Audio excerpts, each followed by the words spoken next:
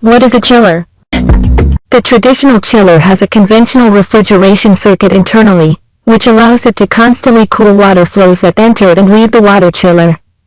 Chilled water can be used to feed an air conditioning system or to cool industrial machines. We will see these applications in other videos. In the slide we can see an installation to generate frozen water. Basically we have three circuits. The refrigeration circuit inside the chiller.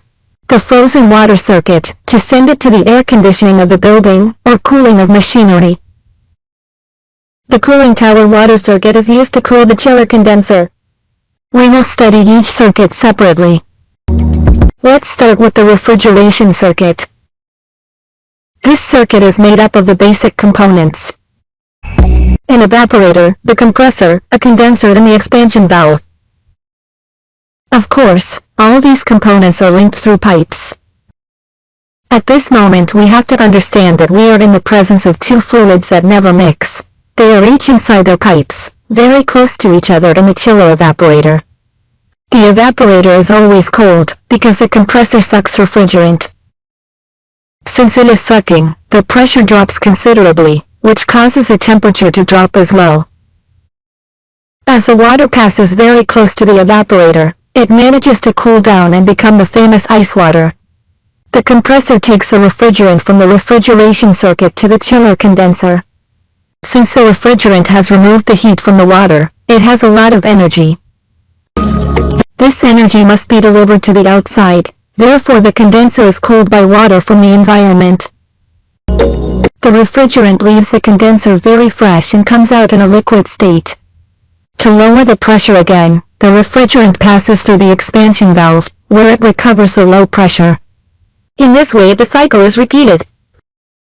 The main characteristics of the frozen water circuit in chilling are 1. The chilled water circuit is responsible for bringing the cold to the application.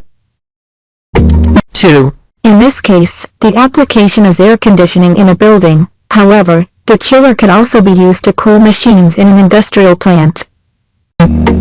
3. The frozen water is responsible for cooling the air, which passes through these ducts. 4. To cool the air, the water passes through an exchanger. In this way the heat from the air passes into the ice water.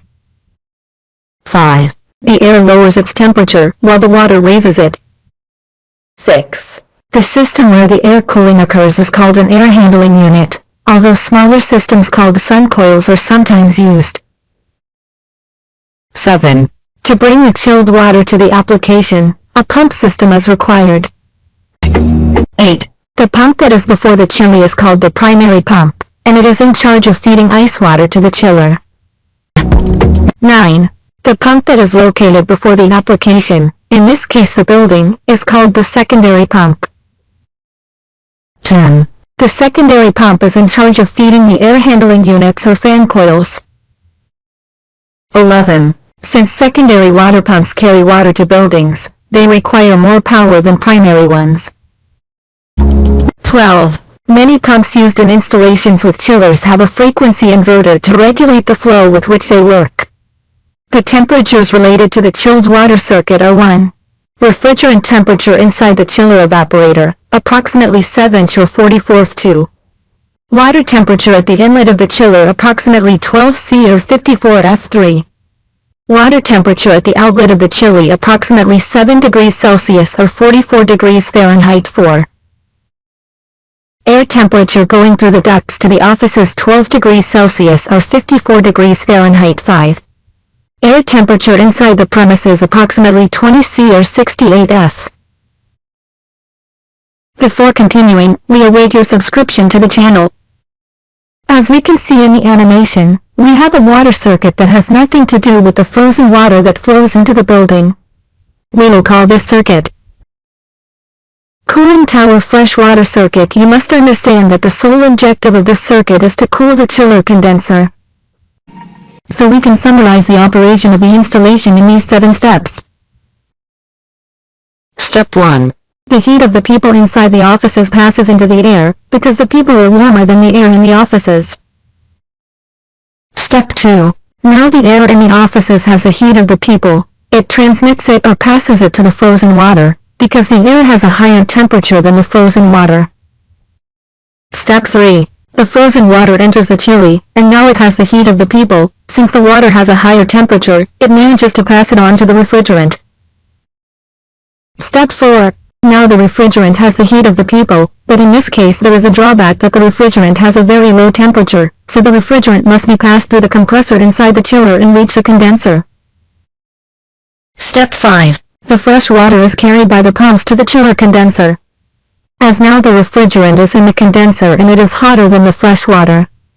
This is how people's heat can pass into the water in the cooling tower.